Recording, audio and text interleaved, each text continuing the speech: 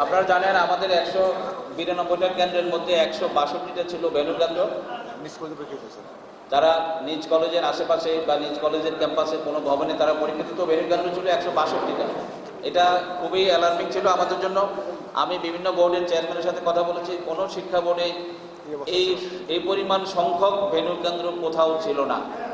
আমরা এই 192টা কেন্দ্রের মধ্যে 162টা ভেন্যু কেন্দ্র তুলে দিয়েছি এবং কোনো পরীক্ষার্থী তার নিজ কলেজে বা নিজ কলেজের শিক্ষকদের অধীনে পরীক্ষা দেওয়ার কোনো সুযোগ তারা এই বছর পায়নি।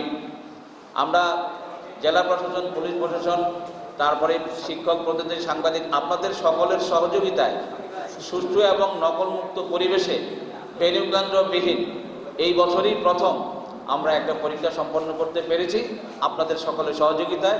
আমার বিশ্বাস যে সুষ্ঠু এবং নকলমুক্ত পরিবেশে পরীক্ষা সম্পন্ন হয়েছে। আপনারা এই বিষয়ে একমত হবেন, যার কারণে আমাদের পরীক্ষায় ফলাফলে একটা প্রকৃত চিত্র উঠে এসছে বলে আমরা মনে করি।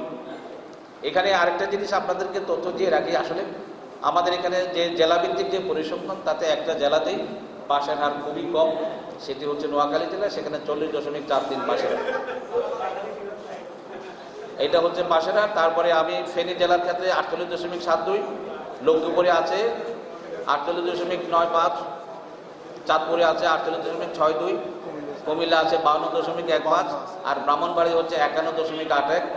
আমাদের সব মিলিয়ে পাশের হার 48.86 আর টোটাল জিপি 5টা আপনারা জানেন 2707 জন।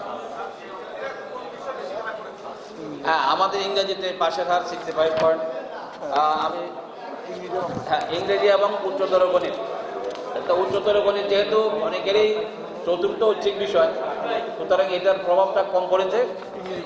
ইংরেজির প্রভাবটা বেশি পড়েছে, ইংরেজিতে পাশের হার ইংরেজিতে পাশের হার 65.28।